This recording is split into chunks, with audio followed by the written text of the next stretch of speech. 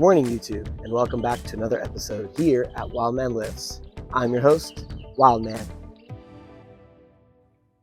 Now on today's episode, I thought me and my buddy, the mockingjay above me that has not stopped yelling and crying out for a mate for the last hour, would discuss something called injuries. Now, believe it or not, every time you go to the gym, you actually injure your muscles. Every time that you lift something and you feel the burning in your biceps, or you feel the burning in your legs, or in your core, or in your chest, you're actually micro tearing your muscles. As a result, when you take a couple days off and you're sore, which the reason why you're sore is because your body has been injured, but your body repairs itself. So that's why after a day or two, you start to feel good again, and you feel like you can go back to the gym and get some more work done. Now, every time your body micro tears the muscles and repairs them, it makes them that much stronger. So essentially, you're tearing down and repairing muscle, and that's how muscle gets bigger, stronger, and you're able to function more and lift more weight. But every once in a while, we'll go to the gym and something terrible happens. You might feel something that feels abnormal, which causes a lot of pain. Now, although we like to strive for a certain amount of pain in the gym, it's not a good idea to injure ourselves in the process. Now, an injury, in my opinion, is considered in three categories. There's mild, there's moderate, and there's severe. So if you have a mild injury, I put that into the category of a strain, meaning you could still get all the weight done, and you can bench press and back squat and do what you got to do. But then when you get home, you feel like a really strong pain in that area that you worked out. And it lasts for maybe an hour or so, but then it goes away until you grab a jar of pickles and you squeeze the lid off. Then as you're getting the pickles out, suddenly that strain in your muscle comes back. Now, this is pretty easy to work around because when you go to the gym and you start lifting again, that strain might go away because you're pumping blood into the muscle. So as a result, you're not getting that much pain. But when you get home, suddenly that pain comes and hurts. And that just means you have an injury and you need to pay attention to that. Now, for the moderate category, I would put that into the sprain or pulled muscle. This might mean that you're unable to do the movement that you want to do. So let's say you pulled a pec, right? Which is your chest muscle. And when you go back to the gym, as you start to try to warm up just with light weight, you can feel how much pain is in your chest. Or if you sprain your wrist and you try to grab the barbell for bench press, or you're trying to deadlift something and you just can't even grab it because there's so much pain in your wrist. So essentially, you could go to the gym, but you're not going to be able to work out things that you want to do because that's going to prohibit you from doing so. Then there's the severe category. The severe category is when you tear or rupture a muscle, a bicep, or you break a bone.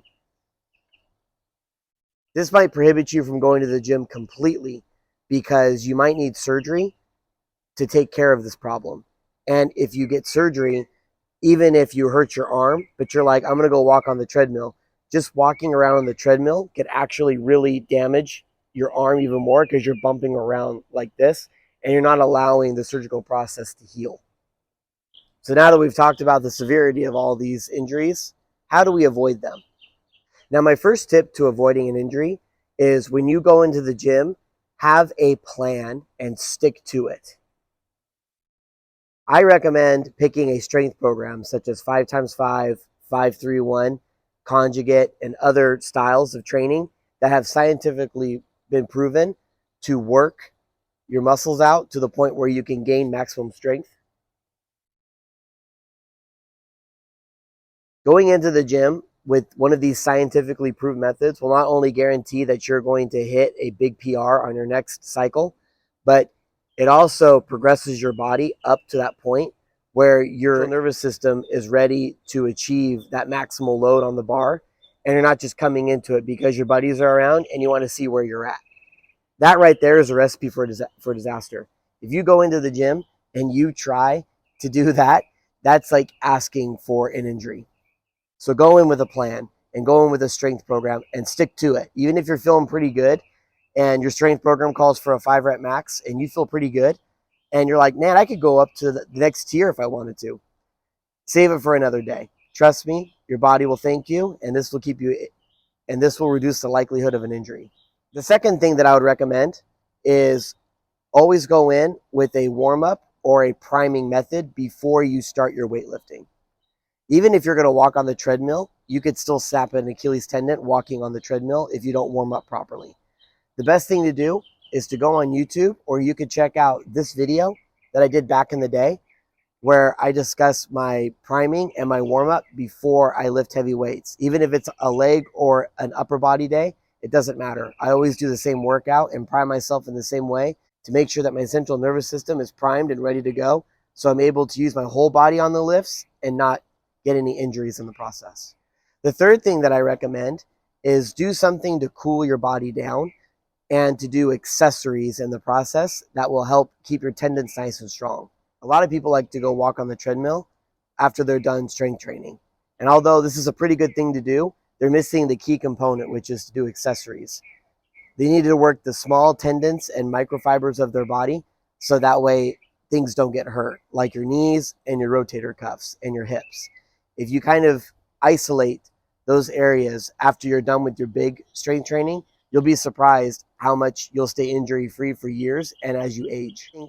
The fourth thing that I recommend is when you're done weightlifting, take some type of protein, whether it's whey or you go eat a really big protein meal. But protein is what's going to help build your body back up. It's going to repair all those micro tears that you did when you were working out. And then when you go back to the gym, hopefully your diet and all of the supplements that you took will help speed up the healing process a lot faster. And then you'll be able to jump back into the gym fully healed, and you can continue to tear down those muscles and then let the protein rebuild them back up when you're done. And the last thing I'm going to recommend is on your off days, continue to do something that involves some sort of movement. For me, when it's summertime, I really enjoy going for a swim after I work out because it's not hard and it makes sure that I'm getting blood to the areas that I just worked out. And on my off days, I like to continue to swim because it's a good form of cardiovascular exercise and it gets my whole body moving. So I'm not just sitting around and letting my body go into a stagnant state. And that would cause injury if I had to jump up in an emergency and needed to use my strength in an emergency, whether it's like somebody's trying to attack me or my dog jumped in the pool and now I got to go out there and pick up my dog and get him out of the pool. Or my kids want to play with me and they want me to swing them around. At least my central nervous system has been primed from swimming that day, and I'm able to then jump into those activities as if I was working out. So there you have it. I really hope that everybody enjoyed these 5 tips to help avoid injuries, and I'll see you next time. Thank you.